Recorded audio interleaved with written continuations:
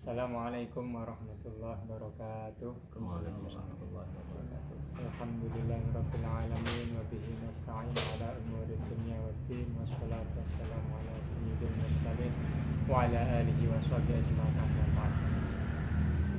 Alhamdulillah,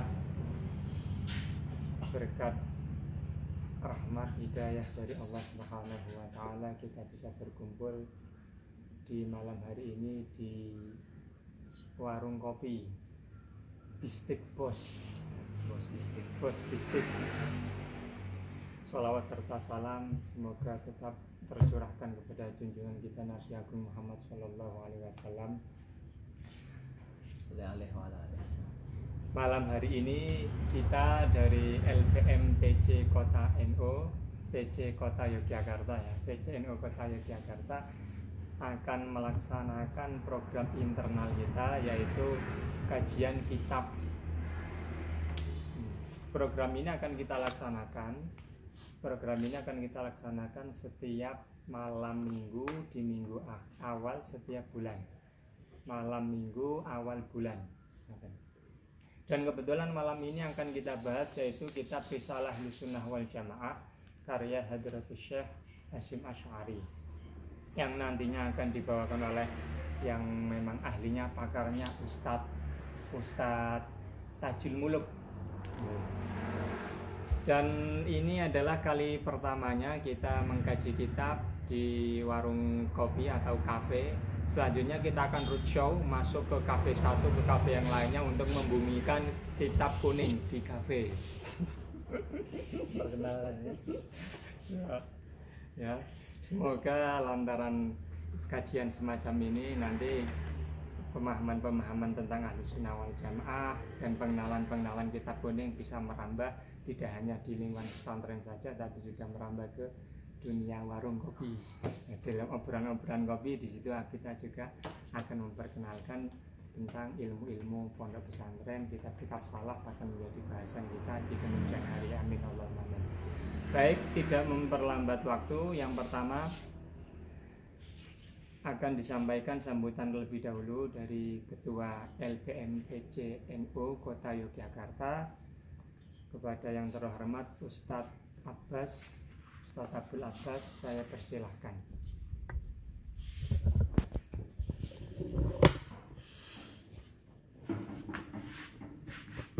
Assalamualaikum warahmatullahi wabarakatuh. Bismillahirrahmanirrahim. Alhamdulillahirrahmanirrahim. Terima kasih waktu yang diberikan. Alhamdulillah pada malam ini kami para pengurus LPM NU Kota Yogyakarta bisa berkumpul di tempat ini yang insya Allah tempat ini menjadi barokah dengan kedatangan kami ini. Amin ya Rabbal Alamin. Amin. Karena tiada lain tujuan kami dalam rangka seperti tadi yang disampaikan oleh membawa acara untuk menyebarkan ajaran-ajaran Islam di setiap sudut-sudut kota Yogyakarta ini, dimanapun berada. Harapan kami ajaran-ajaran Islam itu bisa masuk di sana. Dan pada malam ini kita semua akan membahas kajian kitab kuning.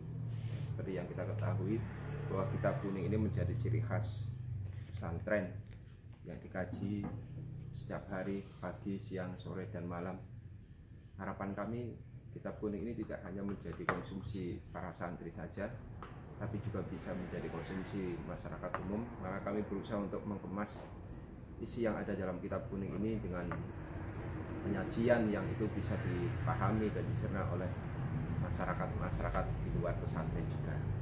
Kebetulan pada malam ini kita akan membahas edisi perdana ini kitab Risalah Ahlussunnah wal Jamaah karya Hasyim Asy'ari, karena beliau adalah pendiri Nahdlatul Ulama. Sudah selayaknya kita sebagai orang NU harus mengetahui kitab-kitab beliau dan mengkaji kitab beliau. Jangan sampai orang NU ngaku orang NU tapi belum pernah mengkaji kitab Hasyim Asy'ari. Mudah-mudahan ini adalah sebagai sebuah langkah ikhtiar kami untuk bisa selalu berdakwah dengan wahana media kajian kitab kuning di lembaga Basul Masail ini. Semoga membawa kemanfaatan kebermanfaatan buat kita semuanya, dan doakan kami agar kami bisa tetap istiqomah sehingga nanti bisa ada kajian-kajian berikutnya, kajian seterusnya. Terima kasih. Sekian dari kami, kurang lebihnya mohon maaf. Assalamualaikum warahmatullahi wabarakatuh. Waalaikumsalam warahmatullahi wabarakatuh.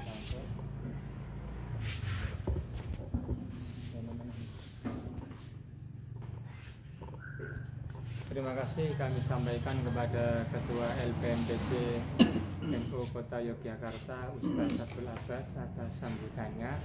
Tadi yang bisa kita ambil satu pelajaran, jangan mengaku menjadi NU kalau belum pernah mengkaji kitab Risalah Ahlussunnah wal Jamaah. Ya, sak pinter-pintere kowe sak ngaku-ngaku ning nggawa NU, bendera NU, ning nek urung belajar Risalah Ahlussunnah wal Jamaah, menurut Pak Abbas ojo ngaku NU. Eling kuwi ya. Oke, langsung saja. Selanjutnya ke penghujung acara, ke intinya, yaitu penyampaian isi dari kitab Risalah Ahlussunnah wal Jamaah yang akan disampaikan oleh Ustadz Tajul Muluk. Kemudian setelah itu nanti kita akan isi dengan diskusi tanya jawab. Waktu dan tempat saya persilakan kepada yang terhormat Ustadz Tajul Muluk. Monggo.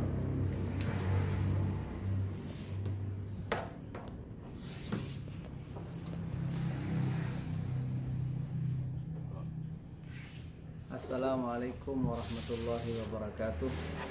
Waalaikumsalam warahmatullahi wabarakatuh. Bismillahirrahmanirrahim. Alhamdulillahillazi nastaghfiruhu min kulli dhanbin wa khata'. Nahmaduhu wa nashkuruhu ala kulli fadlin wa 'ata'. Wa nas'aluhu al-hifdha min kulli syarrin wa bala'in wa waba'. Wassalatu wassalamu ala zainil anbiya' Sayyidina wa maulana Muhammadin atqal atqiya wa ala alihi wa sahbihi alladzina hum ahlus sidqi wal wafa. Amma ba'd, rabbi shrah li sadri wa yassir li amri wahlul 'uqdatam min lisani yafqahu qawli. Amin. Para pengurus yang saya hormati, pengurus LBM PCNU Kota Yogyakarta yang hadir pada malam pertama pertemuan bulanan internal pengurus LBM PCNU Kota Yogyakarta dan seluruh pemirsa yang mudah-mudahan kita semua senantiasa dimuliakan dan dirahmati Allah Subhanahu wa taala. Sebelum kajian kitab kita mulai, sebagaimana lazimnya dalam tuntunan para guru kita, para kiai kita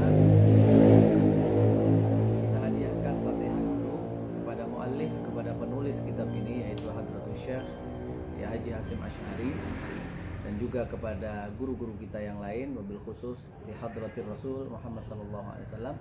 Mudah-mudahan kajian pada malam hari ini Allah bersamai dengan taufik dan hidayahnya, keberkahan, sehingga menjadi pengetahuan yang bermanfaat untuk kita semuanya. Ala hadihin niyah wa kulli niyatin salihah jami'ah syamilah li khairatid dunya wal akhirah wa ila hadratin nabil mustafa Muhammadin sallallahu alaihi wasallam, wa khususan li hadrati muallifi hadzal kitab Syekh Hasyim Asy'ari wa jami' masyayikhina min masyayikh nahdlatul ulama wa jami'il muslimin wal muslimat. Al-Fatihah. A'udzu billahi minasy syaithanir rajim. Bismillahirrahmanirrahim. Alhamdulillahirabbil alamin, arrahmanir rahim, maliki yaumiddin, iyyaka na'budu wa iyyaka nasta'in. Ihdinas siratal mustaqim, siratal ladzina an'amta 'alaihim ghairil maghdubi 'alaihim waladdallin. Amin. Bismillahirrahmanirrahim. Kitab Risalah Ahlussunnah wal Jamaah ini secara penulisannya ditulis oleh salah satu cucu dari Mbah Hasyim Asy'ari, yaitu Al-Maghfur lah ya, kalau tidak salah sudah, Kiai Muhammad Iswam Hadik, yang beberapa waktu yang lalu meninggal kalau tidak salah. Semoga menjadi amal jariah untuk beliau.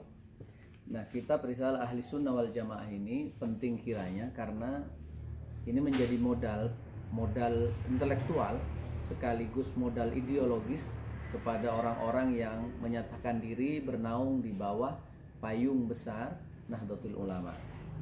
Karena bahasan-bahasan yang ada di dalam kitab Risalah Ahlussunnah wal Jamaah ini mencakup banyak hal, mulai dari penguatan-penguatan i'tiqad atau ideologi sampai kepada informasi-informasi sejarah berkaitan dengan situasi-situasi keislaman atau keagamaan pada tahun ditulisnya kitab Risalah Ahlus Sunnah wal Jamaah ini oleh Mbah Hasyim Asy'ari. Kalau kita hari ini seringkali mendengar tentang dua istilah yang sangat lekat di dalam amaliyah dalam agama Islam, yaitu sunnah ataupun bid'ah, maka kita jangan heran sebagai orang NU mestinya tidak heran. Karena apa? Karena kalau kita mau membaca literatur yang ditulis seperti kitab ini yang ditulis Mbah Hasyim Asy'ari, kalau hari ini kita menghitung NU hampir 100 tahun, berarti sudah hampir 100 tahun yang lalu pembicaraan tentang al-farqu bainas sunnah wal bid'ah itu sudah ada. Hanya saja mungkin karena kita melupakan tentang karya intelektual itu, sehingga pembicaraan-pembicaraan tentang al-farqu bainas sunnah wal bid'ah itu hari ini seolah-olah baru, padahal itu tidak baru. Oleh karena itu, bahasan yang pertama ya, ini menjadi landasan penting bagi Nahdiyin atau bagi warga Nahdlatul Ulama, yaitu mengenal tentang as-sunnah dan mengenal tentang al-bid'ah sebagaimana ya, yang diperkenalkan, dipahamkan oleh muassis atau pendiri dari Nahdlatul Ulama itu sendiri. Jadi kita tidak perlu, sebenarnya orang NU itu tidak perlu bingung mencari definisi tentang mahiyas sunnah wa mahiyal bid'ah, karena Mbah Hasyim Asy'ari sudah memetakannya, sudah menulisnya dengan sangat baik di dalam karyanya, yaitu Risalah Ahlus Sunnah wal Jamaah. Baik, bismillahirrahmanirrahim. Faslun fi bayani sunnati wal bid'ati. Ya. Ini sangat menarik sekali. Di tahun itu Mbah Hasyim sudah menulis ini. Artinya di tahun itu warga Nahdlatul Ulama atau masyarakat atau umat Islam saat itu, di mana Mbah Hasyim hidup, itu sudah bincang-bincang tentang sunnah dan bid'ah itu sudah memasyarakat ya, sehingga itu direspon oleh Mbah Hasyim dalam karya intelektual. Ya, mungkin hari ini kita juga bisa belajar bahwa setiap kasus, setiap isu-isu yang ada di masyarakat itu harus direspon dengan karya. Nah, sehingga kita bayangkan ini kitab ini mungkin ya seumuran NU itu hadir, kitab ini sampai hari ini masih ada, masih eksis, dan ternyata manfaatnya luar biasa, dibutuhkan setiap rentang waktu dan rentang zaman oleh warga Nahdlatul Ulama. As-sunnatu, kata beliau, as-sunnatu bid-dhammi wat tasydidi kama qala Abul Baqa fi kulliyatihi. Nah, saya akan bahas pelan-pelan ya saya. Jadi Mbah Hasyim itu mengatakan membahas sunnah saja itu sudah dengan pendekatan linguistik, pendekatan kebahasaan. Bahkan beliau tidak menampilkan, ini yang keren di sini, tidak menampilkan pendapat pribadinya, tapi beliau mengutip pendapat pakar kebahasaan Syekh Abul Baqa itu.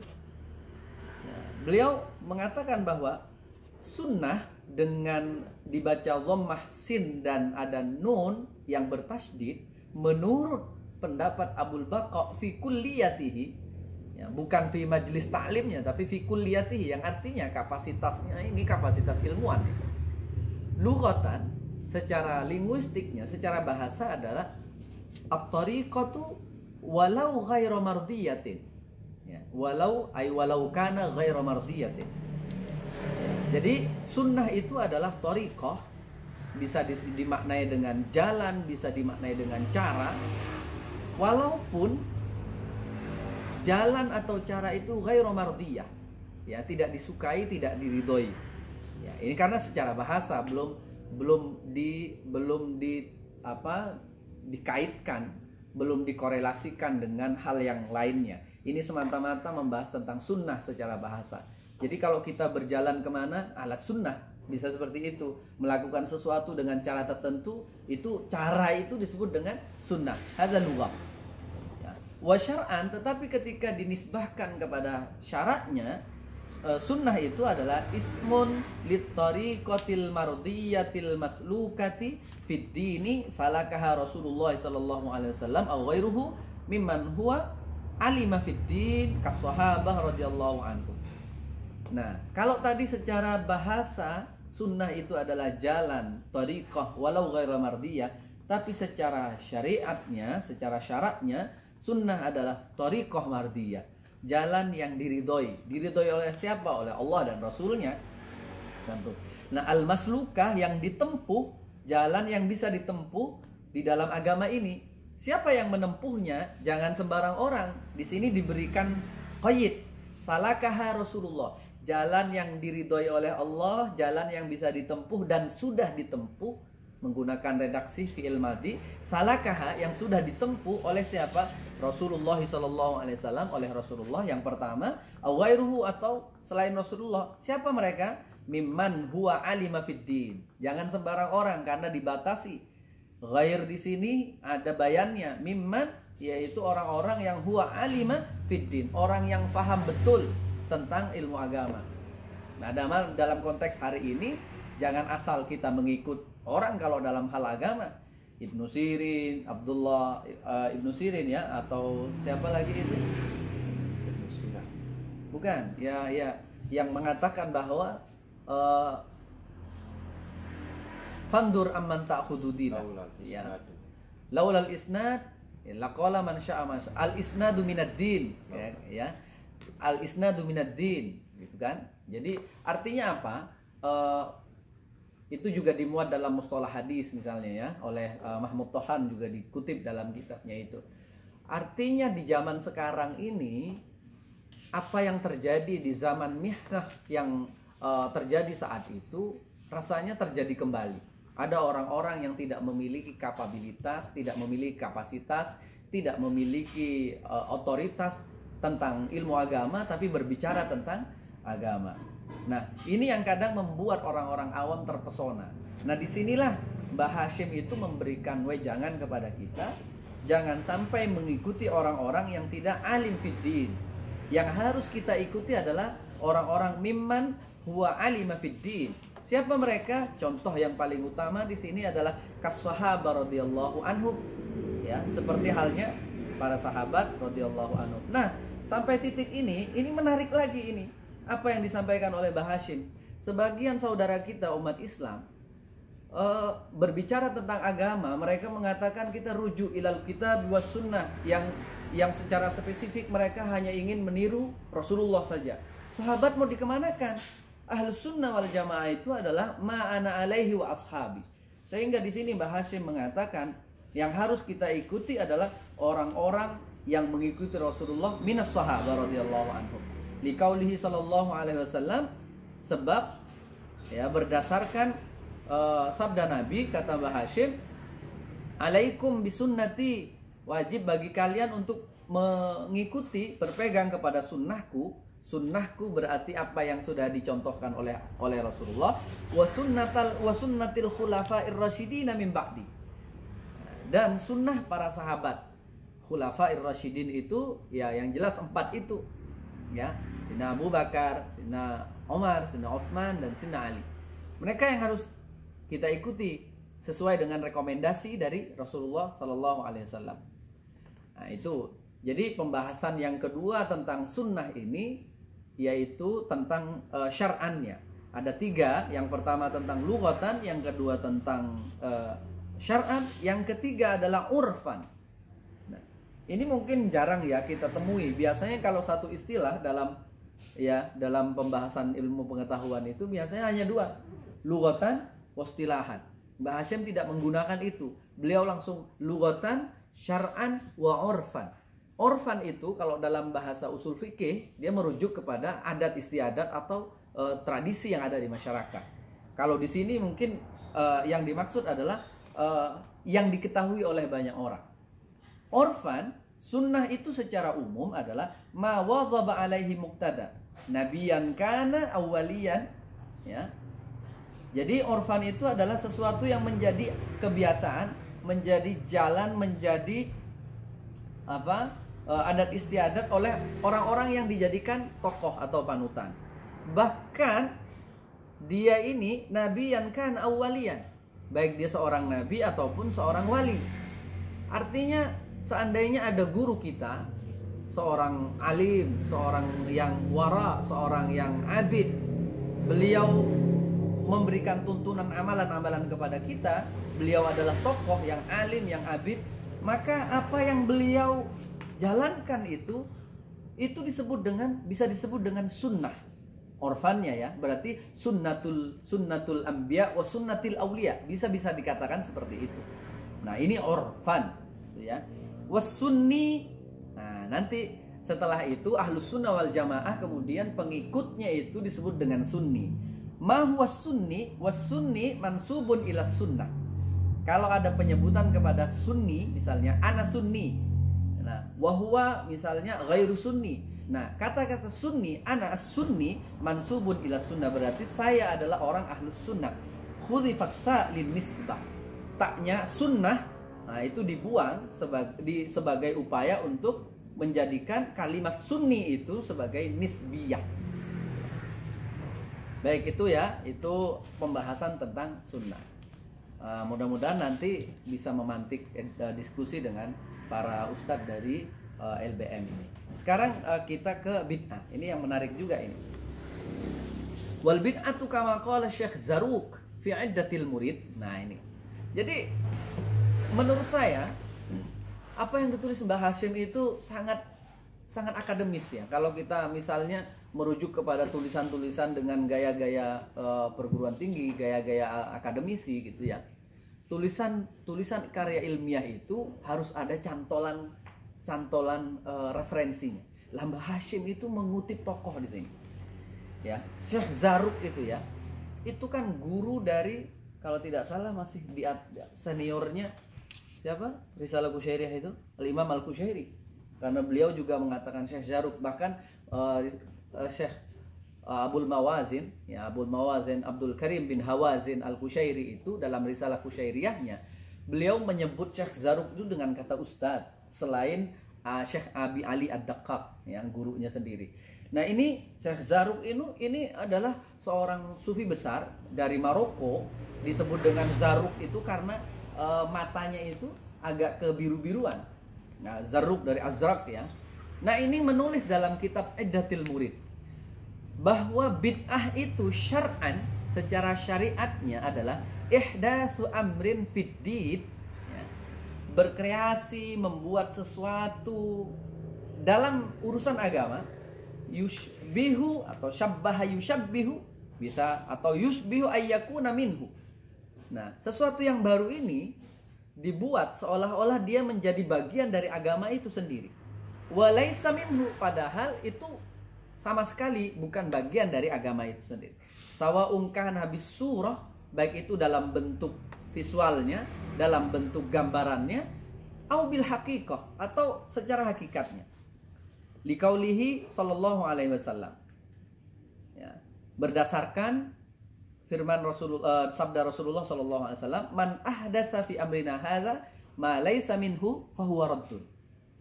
Barang siapa yang memperbaharui atau membuat sesuatu yang baru dalam urusan saya, ya, urusan agama ini, yang tidak termasuk di dalamnya, maka itu akan tertolak. Wa qaulu sallallahu alaihi wasallam, wa kullu muhdatsatin bid'atun wa kullu muhdatsatin bid'atun. Hadis yang lain, redaksi yang lain, dan setiap sesuatu yang baru itu disebut dengan bid'ah. Jadi nampak aneh kalau ada tuduhan-tuduhan bahwa Nahdlatul Ulama itu, orang-orang NU itu, warga Nahdien itu tidak ngerti tentang bid'ah, tidak ngerti tentang bid'ah. Itu aneh. Anehnya di mana? Karena Mbah Hashim sebagai pendirinya itu sudah menjelaskan dengan baik tentang bid'ah itu seperti apa. Maka hampir tidak mungkin orang yang sudah paham betul tentang bid'ah kemudian melakukan bid'ah. Sekelas para alim ulama di kalangan masyayikh Nahdlatul Ulama. Sangat tidak mungkin. Ya, karena mereka sudah tahu. Ada orang misalnya secara ini analogi secara sederhana, logika sederhana. Ada orang bilang bahwa ini nih racun. Nggak mungkin dia bilang ini racun kemudian dimakan. Karena dia tahu bahaya racun itu. Ya. Waqad bayyana al-ulama rahimahumullah. Ya mungkin bisa dibawa ke sini itu sebagai contoh ya. Kopinya itu. Nah. Ya, buat contoh tadi itu. Misalnya contoh ya, tadi saya sampaikan bahwa aneh dan hampir tidak mungkin kalau orang-orang Nahdlatul Ulama itu tidak paham tentang bid'ah. Karena Mbah Hashim sebagai pendirinya sudah menjelaskan tentang bid'ah itu secara baik. Jadi analogi atau contoh sederhananya, tidak mungkin orang yang tahu bahwa ini adalah racun itu mematikan, kemudian dia minum, tidak mungkin. Ya, itu adalah jahil murakkab kalau sampai seperti itu. Jadi tidak mungkin, sekali lagi tidak mungkin orang-orang NU tidak bisa membedakan mana yang bid'ah dan mana yang tidak bid'ah. Wa qad bayyana ulama rahimahumullah annal makna fil haditsainil mazkuraini, ya. Para ulama kemudian memberikan penjelasan yang baik, yang rinci tentang dua hadis tadi itu. Hadis yang pertama adalah man ahdatsa fi amrina hadza, yang kedua adalah wa kullu muhdatsatin bid'ah. Ya. Kedua hadis ini raji'un li taghyiril hukmi bi i'tiqadi ma laysa bi qurbatin, ya. Qurbatan la mutlaqul ahdats. Nah, ini dia. Ada penjelasan singkatnya di sini. Dua hadis ini ya kembali kepada pemahaman bahwa yang dimaksud dengan sesuatu yang baru itu adalah taghyirul hukmi, merubah hukum. Bi'tiqadi, contohnya adalah bi'tiqadi ma laisa bi qurbatin qurbatan. Sesuatu yang tidak bersifat ibadah dianggap ibadah. Yang tidak kurbah dianggap kurbah. Ya, misalnya bagaimana ya ada sesuatu misalnya doa misalnya dianggap wajib. Ya kalau kita tahlil misalnya, apakah tahlil wajib? Wajib. Nah, itu baru bid'ah. Padahal di kalangan NU kan tidak seperti itu. Bagaimana tahlil itu? Ya tahlil itu sunnah, tahlil itu amalan yang baik yang ada manfaatnya buat orang-orang yang ahli mayit, orang-orang yang sudah meninggal, ahli kubur. Ya. Jadi seperti itu. Jadi dua hadis ini adalah merubah esensi hukum dari suatu amalan.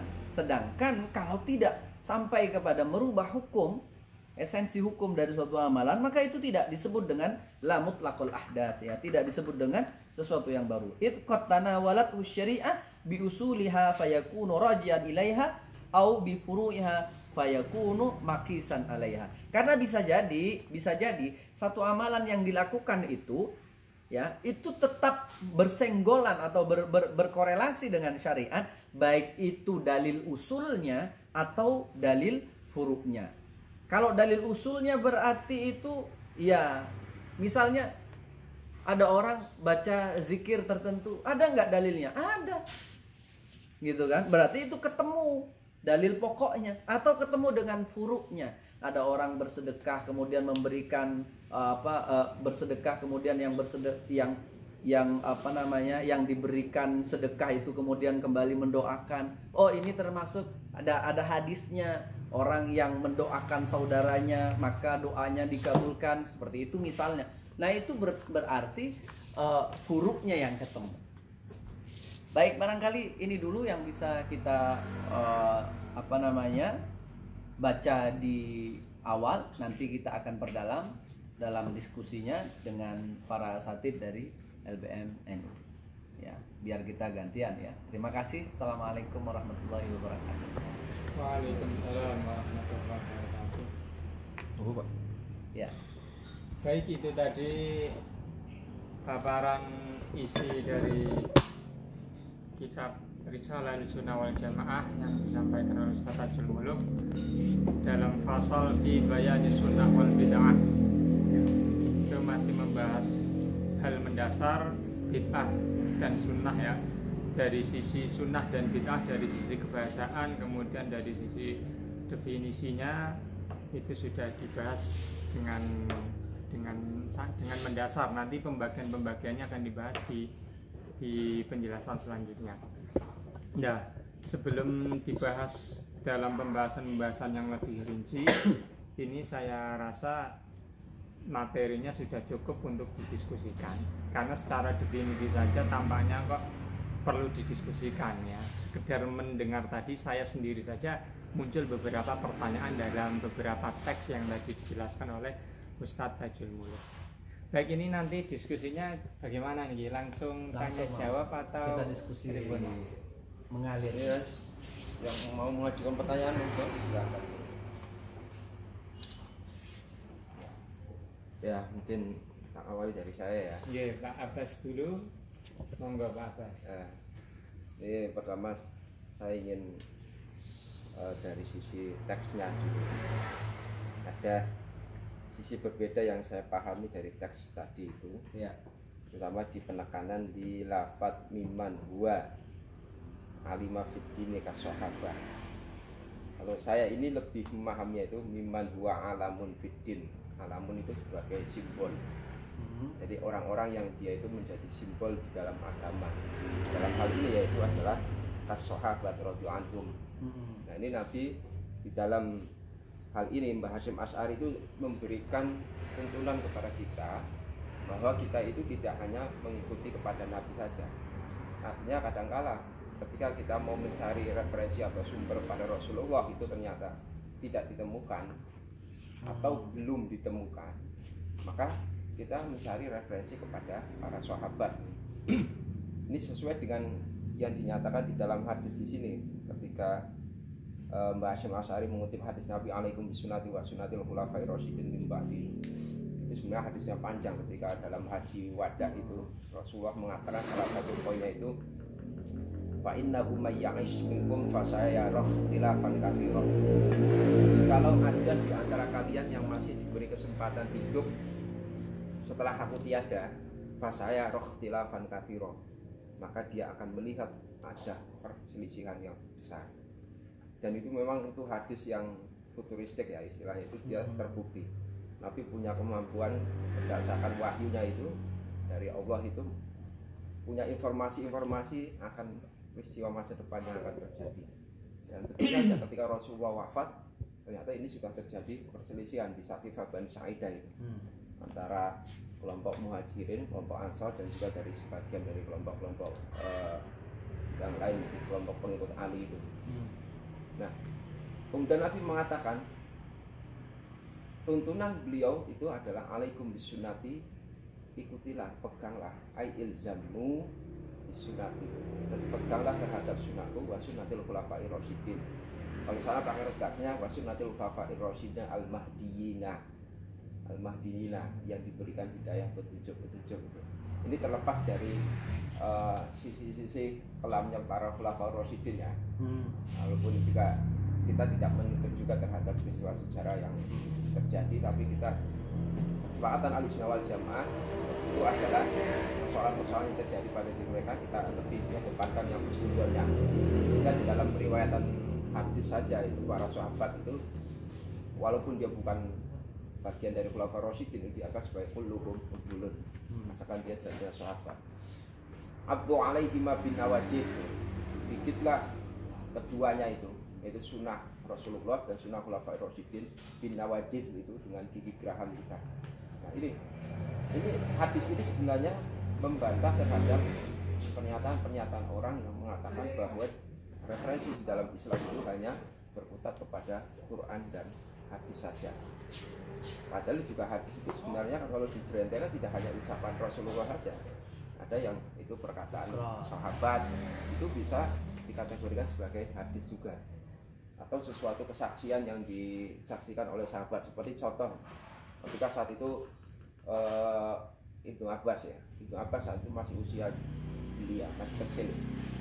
Beliau berjalan di depan masjid itu, kemudian dia melihat ada sekelompok orang sedang sholat itu, kemudian habis sholat membaca wiridan dengan keras, sehingga beliau kemudian mengatakan inna raf'as sauti takbir hina yang soifun nasu anil maktubah kana fi ahdi Rasulillah, mengeraskan bacaan-bacaan takbir setelah selesai sholat itu Iya, pernah betul. terjadi pada zaman Rasulullah. Itu dalam Sahih Muslim ada itu. Iya, bahkan Sahih Bukhari itu malah Sahih Muslim atau Sahih Bukhari ya. Sama dua-duanya, tapi Sahih Bukhari. Itu dalam konteks hadis itu adalah hadis sifatnya hadis marfu, bukan marfu, mauquf. Mauquf di Hadis sahabat. mauquf karena perkataannya Ibnu Abbas, tetapi di sana kan ada kata-kata fi'ah di